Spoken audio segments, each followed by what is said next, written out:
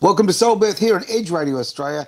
Look at the guests we've got. Well, hang on. This person here to my right, you're not a guest. This is all about you, normally. It's not all about me at all. This is all about Soulbirth. This is about bringing beautiful souls into the world. But let's be honest, right? You have got one of my favourite guests in the building, right? Aww. I pay him to say that. Yeah, She did. Okay, but I think the check might bounce. Okay. Who uses checks these days? You're pint sized, but my word, you've got some power. You really have. A little pocket rocket. You are. I'd take that. I'd absolutely take that. Yeah. It is lovely to see you, Faye. You Really too, is fantastic. yeah. And shall we invite officially into the conversation our guest? Oh, I know. We're very blessed to have Jacqueline back on the couch today. Very Welcome, much so. Jacqueline. It's great to have you. Thank you very much. And I'm very blessed to be here. Oh, so I think this is my third time now. is I it? think so. Oh, wow. You've covered geez. I you've think it been is. at our old studio back in the Yes, day, so this absolutely. one as well. You're So going to start paying rent on that seat, aren't you? I think so. I think so. But I'm very grateful to be here Oh, to get this very- message great. across. very So grateful to thank have you, full stop. Yeah. Thank you. So for those viewers who may not have met Jacqueline before, Jacqueline Hope, she's a midwife and with a beautiful full history of work across the world doing amazing things for women and birth and the whole shifting the paradigm of birth, conscious birth. It's a beautiful book that she's written here about all the stories of all the babes of her life. Mhm. And today we're going to be talking about conscious birth and the role of sacred birth keepers. So welcome, Jacqueline. Thank you very much. And I would just like to say I'm the Australian ambassador for Empowered Birth with People's Health Alliance. Mhm. We're on Telegram. It's health for the people, by the people. And I really think that's the way forward, that on all fronts, we're going to be not wanting to rely so much on the medicalisation world. Excuse me, especially with all the stuff that's come out about the pharmaceutical industry. Yes. We need to be looking to our own health and to be looking to the experts who are doing natural therapies. No, I thoroughly agree. And I'm a big fan of the People's Health Alliance. Good. In fact, we still actually, I don't know if you're aware of this, we actually still promote some of the interviews from the past as well. Yes, I thank you. want people to keep it fresh in their minds because Yes. to me, it's going to be a revolution, but it's going to be a slow sort of Yes. rollout, right? Yes. Yeah. So if we keep thinking about it, we keep talking about it, it's very positive. Yeah. Thank you. Absolutely. Thank Yes. And because of that, I'm involved with Nickita Starck, Yes. who started off as training to be a midwife Okay. in the medicalised world, and just found that it wasn't the way that she could work. She saw that it served the service and not the people, and that women were coming away very dissatisfied with their birth. And so she set up a birth keeping group, which she called When Push Comes to Shove. She's Oh, very very British. Love that Yeah. name. Very Oh, apt. yes. And we've got this really exciting opportunity that she will come to Australia Right. she's going to do a Zoom talk on the 19th of the 6th at 7:30 to 8:30. Okay. And she's looking at trying to attract grandmas Right. because what she's saying is, and sadly, we've got the proof of this. The Australian Mother and Baby Report has come out, and 1 in 5 women report that their birth has been from disappointing Sure. to so disastrous they never want to do it again. Now, Wow. in no other industry would you allow that. No way in the world. And 1 in 10 report obstetric violence. Okay. And people always say to me, well, what do you mean by that? I was about to say Yes. that. There you go. And I You say- beat me to and it. The words right out of Yeah. your mouth. Faye and I will attest to this. We would be song very, about that. very rich if we had $1 for every time we heard an obstetrician, a doctor, who very sadly is often male, say to a young woman who's scared of this procedure, she doesn't know anything about birth, first time she's done this, Sure. or even if it's her 5th time, just flop your legs. Just flop your legs. And I would say, what doctor means is, could you just relax your knees a little bit so that opens your pelvis? Is that okay for you? Didn't you, doctor? Oh, and I bet the The doctor loves that, terminology. Love right? that. Yeah, loves that. The terminology around birth, really Yeah. needs some upgrading. Yes. Yeah. And I don't even think that they're aware of how rude it sounds and how disrespectful. Because I'm quite sure that if he said to the man, I'm just going to cup your balls and squeeze them, Yeah. that would make your eyes water, tad, you know? Well, been there, done Been there. that. And it does make your eyes water. It really does. And so then they will Not even put gonna on their ask. big gloves because they've got big hands, and then she's already been told to flop her legs. Now they'll put their fingers into this intimate space for which she hasn't been like, I'm just going to do this and very gently. And now she tenses up and says, can you just relax? I remember this. Yes. I remember this now. Isn't it funny the things you've got to put away? And because it's kind of like they go in like, I don't know, like they're changing a carby, right? Like, there's, how about, just talk to the car first. Okay. Yes. A little easy. So many doctors don't have any bedside manner. And I don't mean to be critical, but I personally, my children have all been born with the midwives, not the doctors, and they've arrived late, or they've been very they've all arrived late. They've all missed the main show, right? Which I'm very pleased. Still got paid for. Oh, of course they do. Yeah, absolutely. But I'm actually very pleased with that because I felt the midwives were far more in touch with what's going on. Yes, yes. So now we're up there in this intimate space. Yes. And you're not relaxing and you're trying not to let your legs flop because you'd quite like him to stop. Now they say, look, while I'm up here, I'll just do a membrane sweep or I'll break your waters. Now, do you actually know what that means? And how is that informed consent? Exactly. So that's actually an assault. Now, I actually truly believe, and I've worked with a lot of doctors who A, think they're good or are good. I don't think they intend to do that. Okay. But the person on the other end receiving that, that's what they're perceiving, that they did not give informed consent. And once you've done it, I can't go back. You broke my waters. I get that. I'm going to be a little bit devil's advocate on this one. I think the word consent gets thrown around a little bit too much lately, right? It's a little overused, okay? So right across the board. Obviously, consent is important for it, but you don't need to have a lawyer present for everything that takes place. Everything has to be signed off on. But you are. I see your point. I really do. I just think that, we need to be a bit careful with that terminology because it is overused. The first word, informed.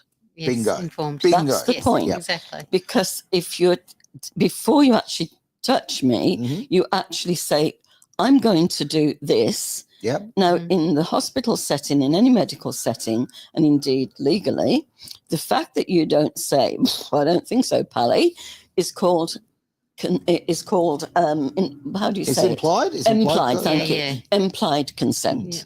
Because I cannot touch you without your permission. Okay. Now, I'm a big hugger. Yes. And you give great hugs. And when I put my arms out like this, Yep. that is implied.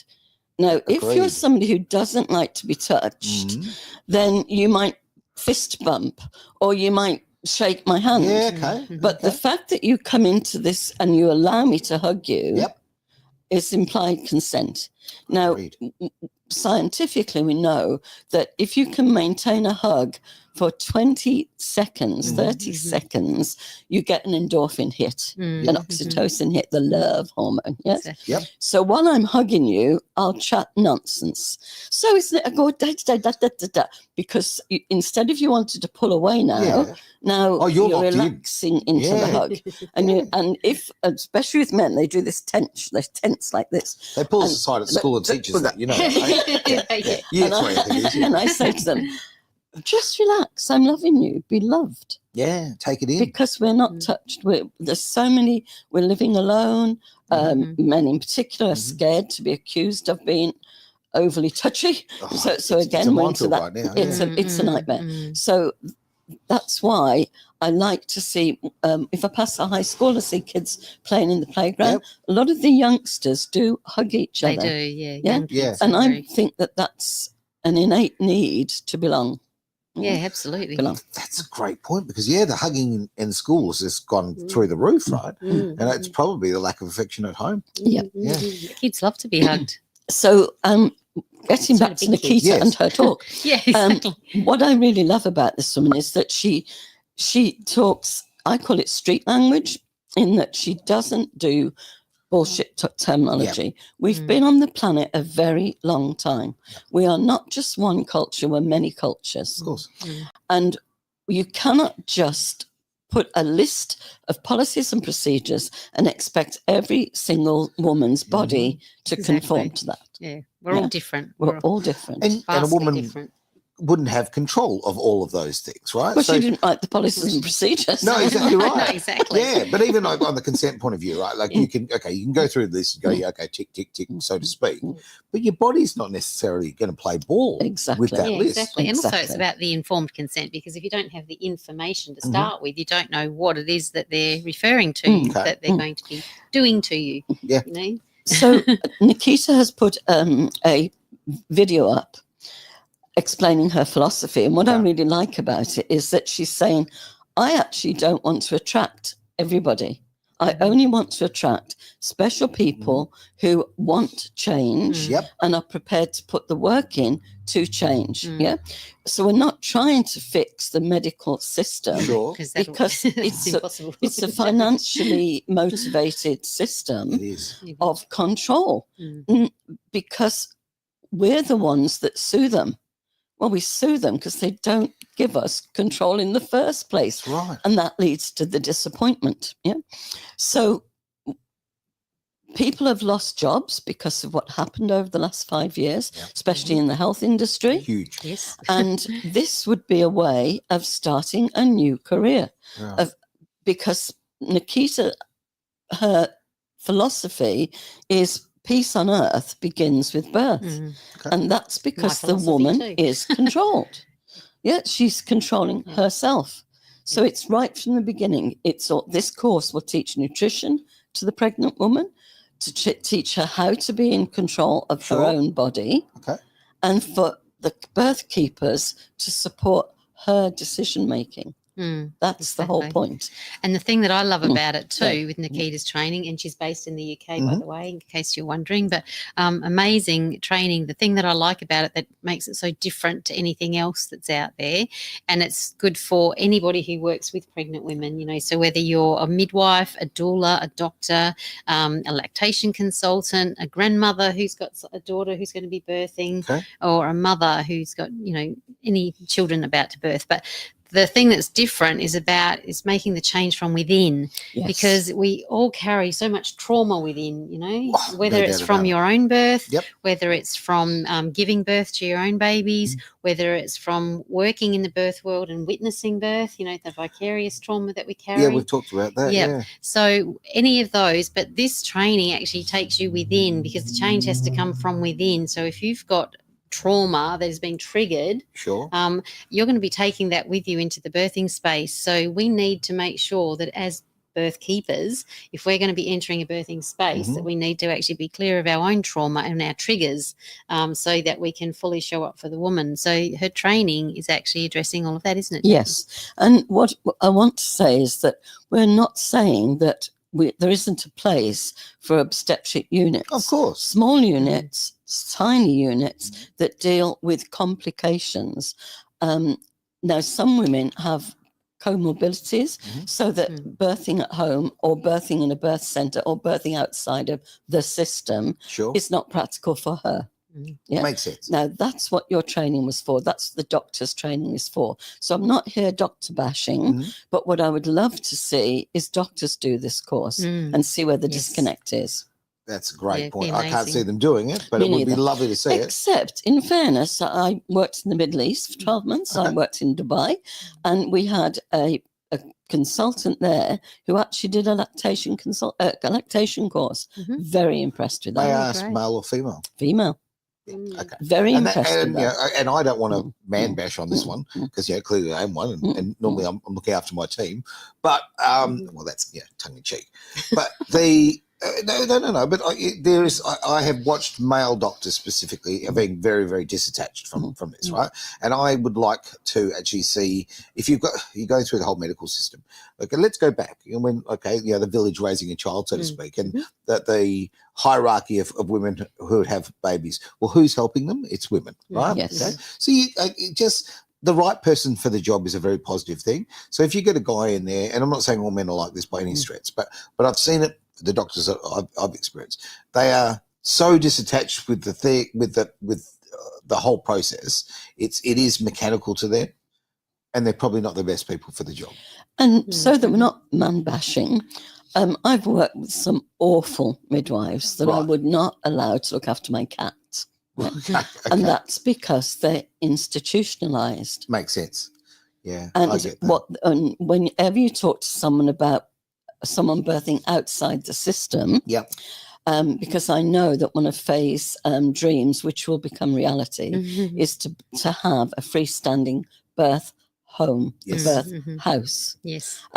where everything is there, and people who don't feel that they can birth in their own home would feel safer coming to a place like that, because we're all about choice. Yes, exactly. If you want a booked, planned cesarean section, I am going to support you to the nth degree, and I'm going to help you to have the best experience you possibly could have for you. Exactly. Yeah, because it is about the woman, and it's obviously about the baby as well. Yes. The baby's Exactly. safety. But no, I thoroughly agree with that, and I would like to see if your dream come true of being able to do that. Well, I think it will for sure, Oh, especially I in know these it will, collaborations. yeah. It's a collaborative So time. we had this brilliant idea. Are you grandmas? Are you listening? Please, Yes.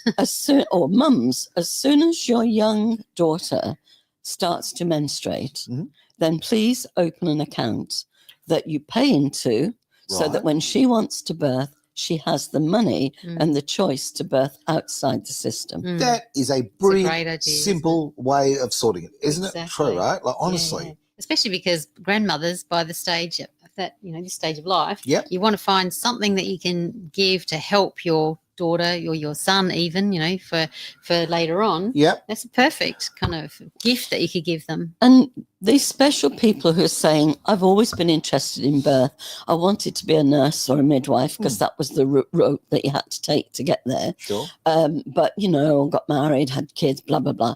If you're 45, 50, you're looking for a new career, a new start, and you're passionate about birth, this is the Zoom call for you, because she's going to come out in December, from the 1st to the 5th of December, to actually teach this course. I love it. Now, if you, on the Zoom call, if you go, this is me, this is fantastic, but I don't know whether I can commit to the money, because as women, we always put ourselves last. Oh, blokes do that too. Trust me on that one. Now I'll fight for my team. Yes. I think we do. Like, we honestly, so many people, we put our kids first. And all, there's other responsibilities. Yeah, so I get that. But if you think this is definitely for me and I think I'd like to commit, then in order to get a business name, you have to register your business. Yeah, you can always change it. You can just call it your name. Now, when you do the course, you can put that cost against your business assets. Look at that.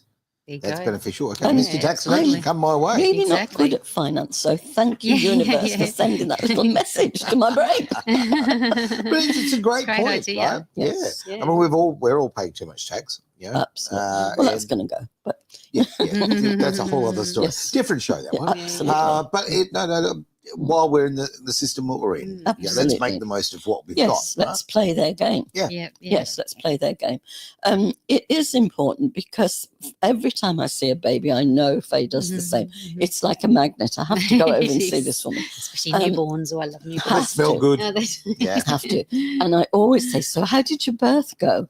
Yeah. And I can tell from the face that you go straight away. They're one of these people that, and for me, and I know Faye feels the same, when women say to me, and this can be like their grandmothers telling me this story, so it's just years and years, I told the midwife I wanted to push and she said I wasn't ready. I just want to hang my head in shame. Can I wind the clock back a little bit when you were saying about breaking the waters? Okay, I've got an issue with that. I think that women should be, this is a natural process. We've been doing a while, right? Okay, this is not new. This is not something that's popped up in the last 100 odd years. Childbirth is, funny enough, natural. Okay, it is. So it is. hurrying it up, exactly. Laying a woman on her back and bloody making her uncomfortable and closing the little taily bit that you were telling me all about. He's learning lots on these shows. I use all the technical terms, little taily bit. You could almost get a job now. I really could. I tell you if you right wanted now. one. Come to this meeting. Exactly.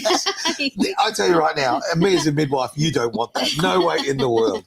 Maybe as the cheerleader at the other end. Yes, but no, that's it. You can do the fundraising. Yeah, that's Yeah, it. I'll do that. exactly. I'm happy with that. But yeah, all of those things, and then literally, breaking the waters. Which it clearly, if the waters aren't broken, then the baby's not ready. Mm-hmm. And the waters serve a purpose too. They actually cushion the baby's head. You know, right.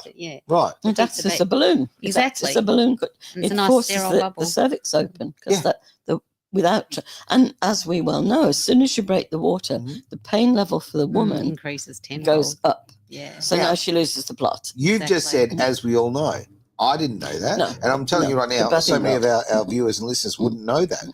I didn't know. I didn't know at all. I mean, to me, like when you get to that point, it all becomes the whole situation's almost a little bit traumatic because it's now Thunderbirds a go, right? Like it's go. Because it also, once you break the waters, then the clock starts ticking. That's where I'm going. And that's the whole point with the system. It's get them in, get them out, get them in, get them out. Because as a business model, that's exactly what you need to do. Conveyor belt, the Ford car system. They're all the same. They're coming through exactly the same. It's different with childbirth because with Ford, it was any colour you like, as long as it's black. Well, you can't have that now. No. We're equal all the way. That word. That comes before when you choose your partner. Oh, of course. Yes, there's some planning. I like it. But I seriously would like to reach out to any student midwives or any newly qualified midwife who is thinking to herself, why did I do this? Because I hate this system. And she's stuck there. Why? Because she now has a massive HEX bill. Yep. A person in my life that is a nurse, and then took it to become a midwife later. Exactly that. She hates it. She went in there with all the right reasons, as I'm sure everybody does. And then the system has made her hate what she does. And I saw that so many times when I was still working in the hospital, is that the poor student midwives coming there don't, because we're so short, the hospital system is so short-staffed that there's not enough, qualified midwives to actually mentor the students or the newly qualified midwives. So they're not getting the support and mentorship that they need to help them to journey through that. Because when I trained, it was hospital-based, and it was I loved my training, and you had so many more staff, and you actually got, to see and do everything, and there was time, and because women weren't rushed home at the end either, so you actually got to follow the women through and have continuity of care, which now is no longer a thing.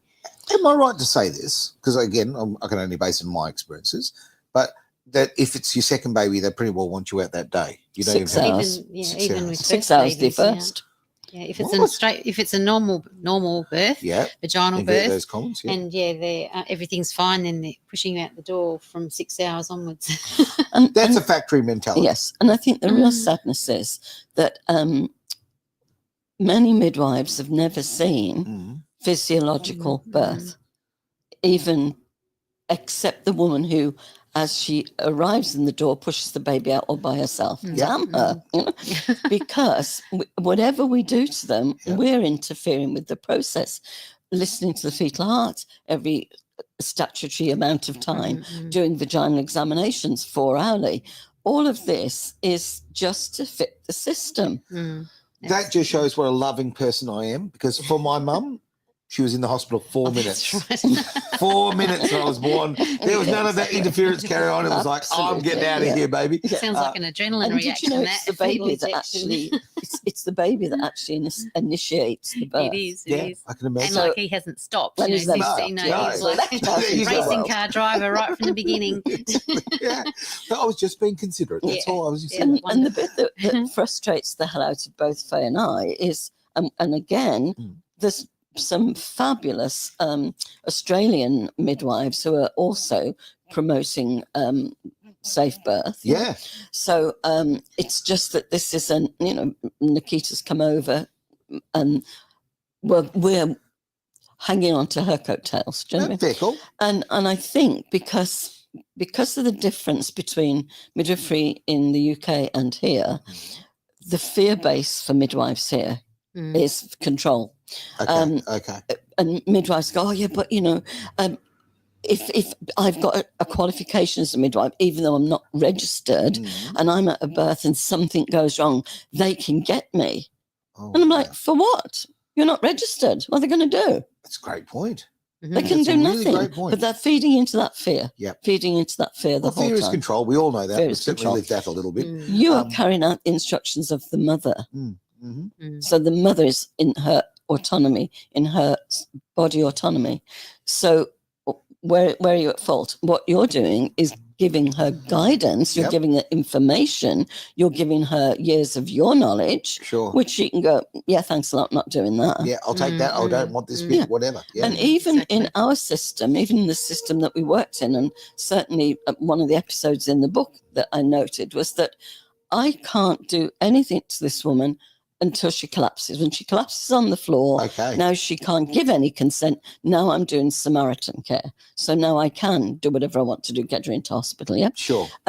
But when you give women control of their lives, their bodies, and we're talking particularly about birth, they're not going to sue you because they're going to go, you didn't tell me. Yes, I did.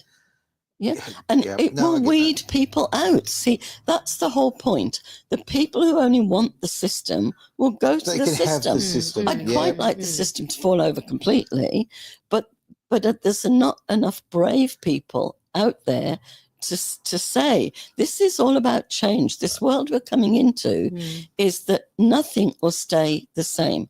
All the systems have to go. Education, health, the law, taxation, all of it's got to go. Now, does that sound chaotic? Yes. Yeah, it does. But the people who are brave enough to want a brave new world are the ones which will lead it. Yes. Well, that's right. This is not for everyone, right? Okay? Like some people will want that birth in the hospital. They'll want structure, right, all the way. And good on them. That's their choice. But I believe, certainly from my experience of dealing with people, it seems to me the increase in people who want to get away with that, from that rather, is just, it is growing at such a rate, right? People are wanting home births or birthing centres. People are wanting to step away from all this homeschooling, all of that, right? People are wanting to take their kids and their lives out of the hands of the institutions, right? This is a very positive thing. But, and I don't want to come across as nasty here because I don't want to be nasty here.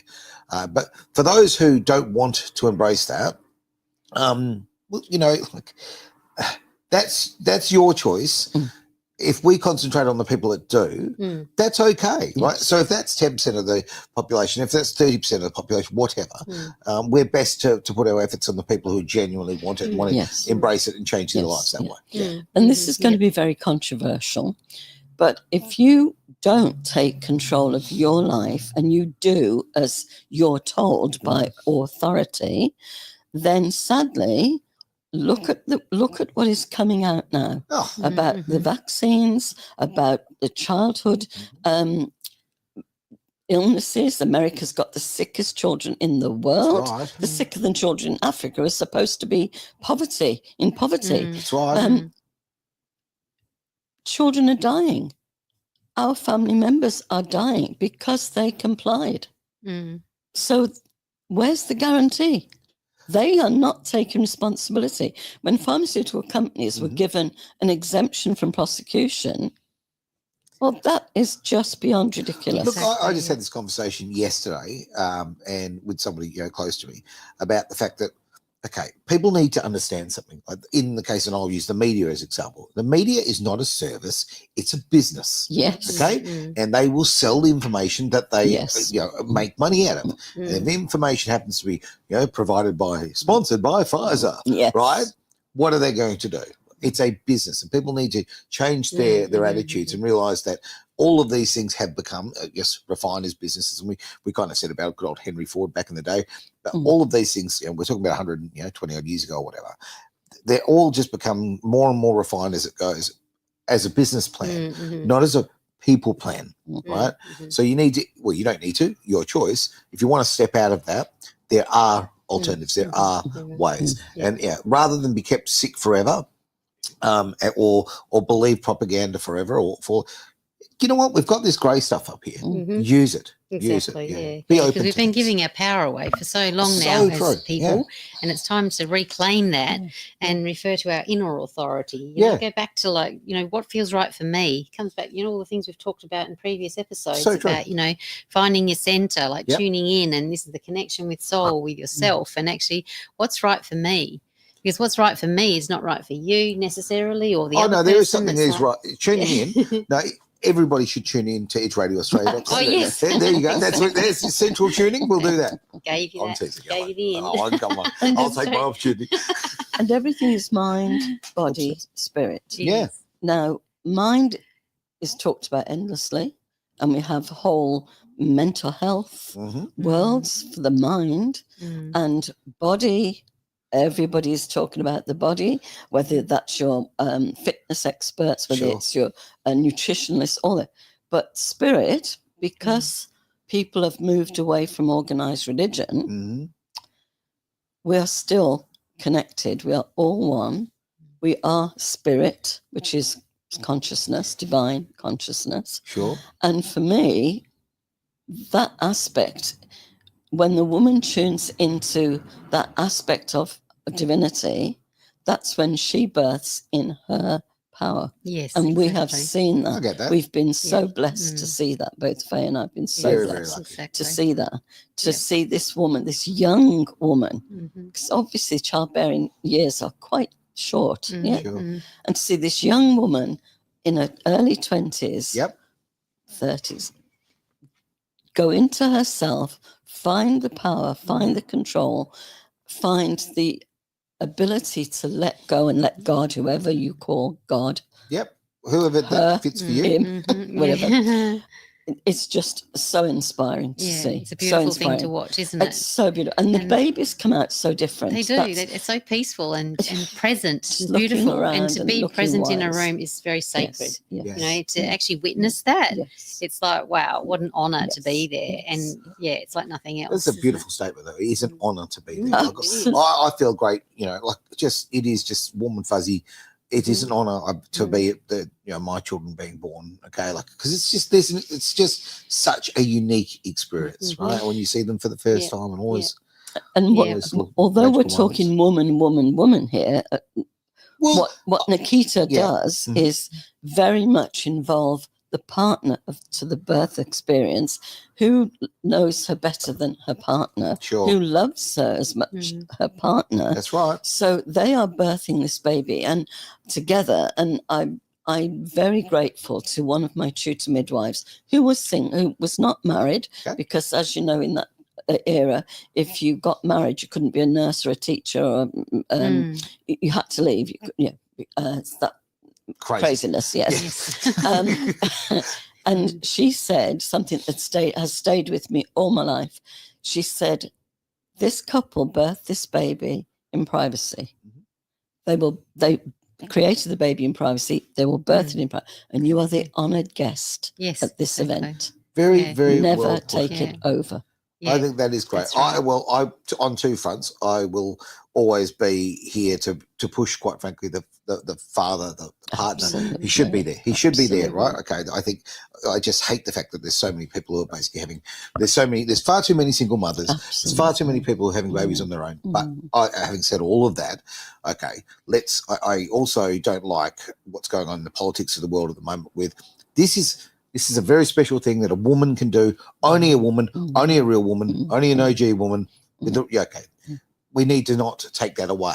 That is one of the things that makes women so unique and so special. And we need to stop trying to take that away with all of this other carry-on that comes off the side. So, in an ideal situation, you want to have the husband there or partner there and all that kind of stuff.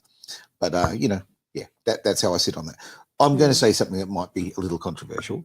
Never. Never. And you have every right, both of you, not to answer this. Okay. A lot of women are now having their children and sometimes their first kids in their 40s, right? I'm not a fan of that, okay? I think that, apart from the health issues and that side of things, okay, also the social side of things of when your child is 21, you're in your 60s and all of that. What are your thoughts about that? Because to me, your childbearing years are in your 20s, okay, into your 30s. But we used to do it all in the 20s. Okay, we were pretty good in that kind of department. Now I see so many women. I talk to women all the time, and a lot of women are literally thinking about, okay, well, I'm going to have my career, and then I'm going to go off in my 40s and have my kids. Is that?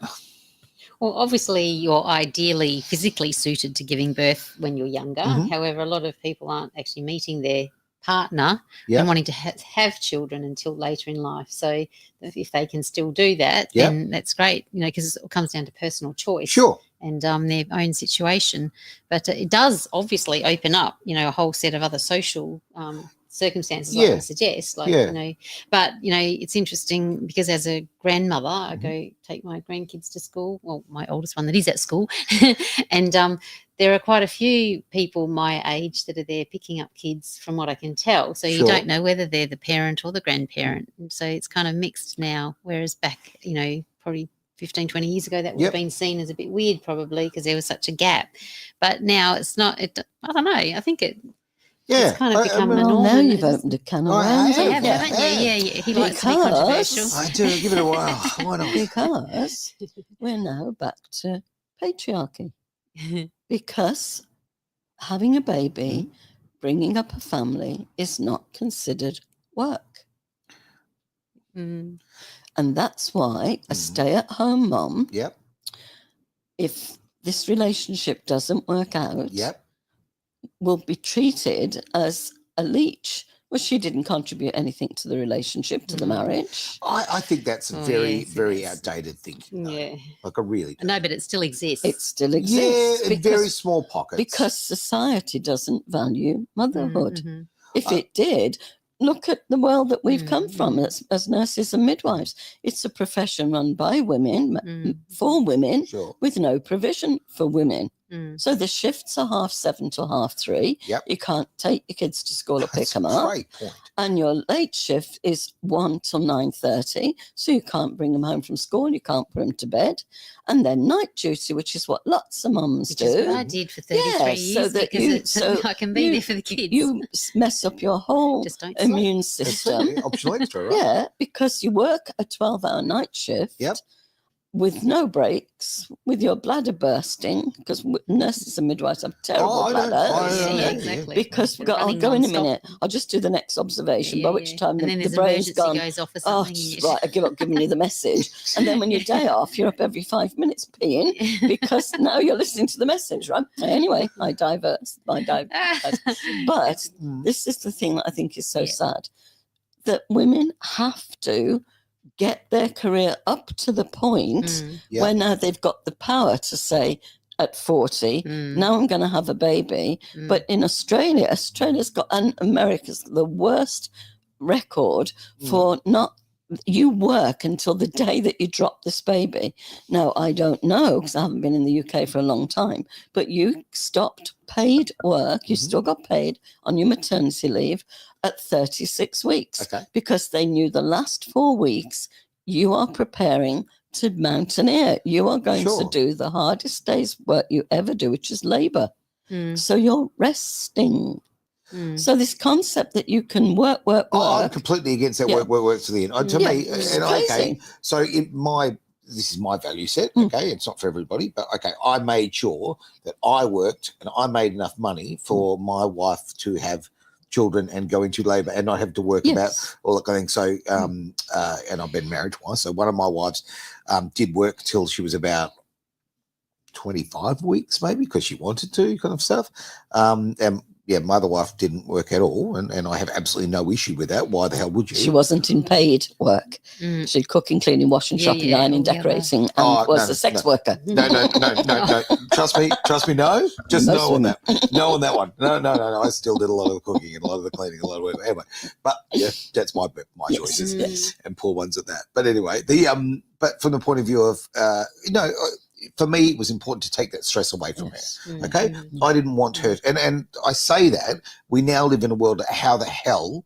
I'm getting old, right? So how the hell could you do it now? How the hell could you survive on one income? Exactly. So this is where I agree. Exactly. Which is pulling the family apart. It is. And I would love to see the world come where parenthood is sacred. Like this is the most important job that you can do because you're raising the next generation of humans, and it should be up to the parent to raise the child, not the daycare centre or the school. And that you're starting school earlier and earlier because it's a glorified daycare centre.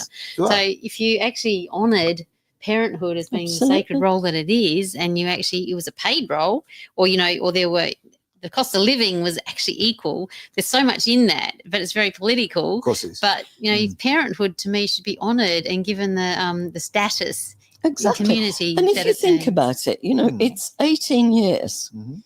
It's 18 years really. but from birthing this child to 18 years when this young person could survive. Sure. Over the life of the woman, then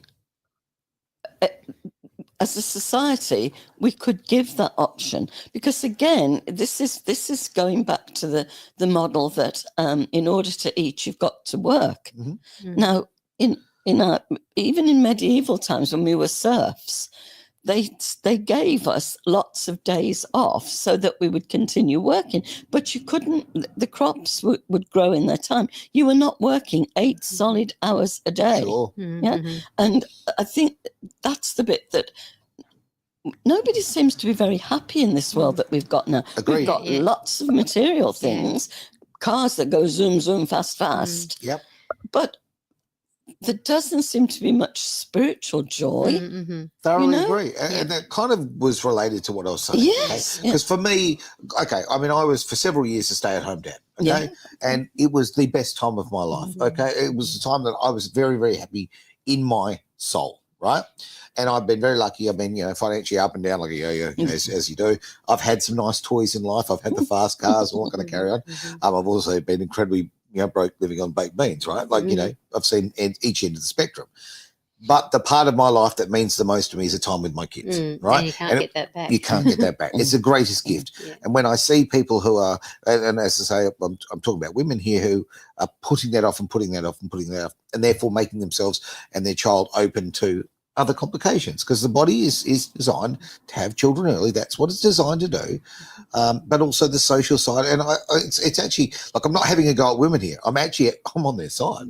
I think that it just sucks to have to wait that long to have that life and compromise so much. Yeah, and this brings me to a conversation we had the other day with Nickita about, the outer world reflects what's going on inside us. And so what's triggering us out there, that's the work that we need to do to heal. That's the inner alchemy of the conscious birth work. And so if we want a different society out there, if we want to have sacred parenthood honoured, then what are we doing internally to actually create that in our outer world? So that's where the work begins. And that's why we're not it's so letting important. men be heroes. Exactly. No, We're not letting them be the protector, You're not allowed to be a man the anymore. provider. You're not allowed to be a man. We have been so feminized over the last 50 years. It's embarrassing. Well, all of these systems, the family law courts are just beyond ridiculous. Don't get him started on that. I know. Oh, everybody knows that's my little very hard on that one. People who know me know that I am pro-woman, empowering woman. Yep.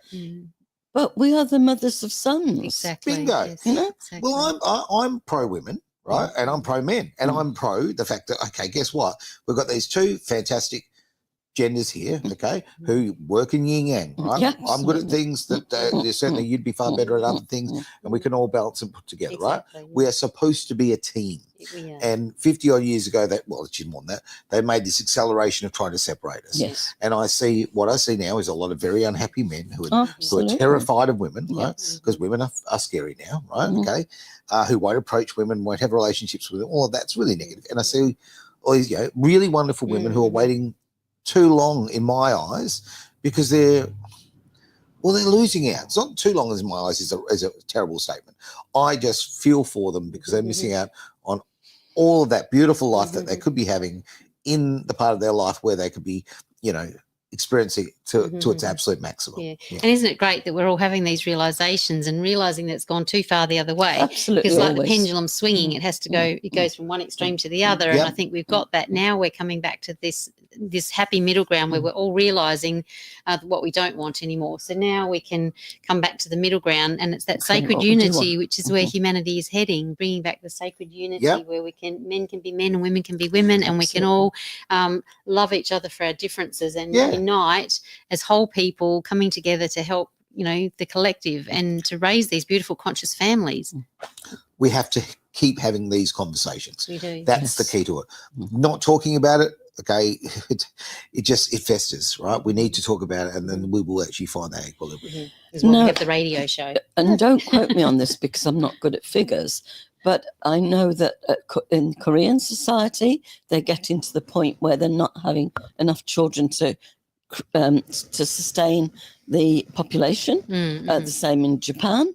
And everywhere in the Western world, the birth rate is going down. That, again, is deliberate because you can't afford to have children. They are giving houses. You think about the quality of life in Japan, okay, which is very high standard of living. They're giving houses away, right, in Japan, purely, because of population problems, because the military got that drama.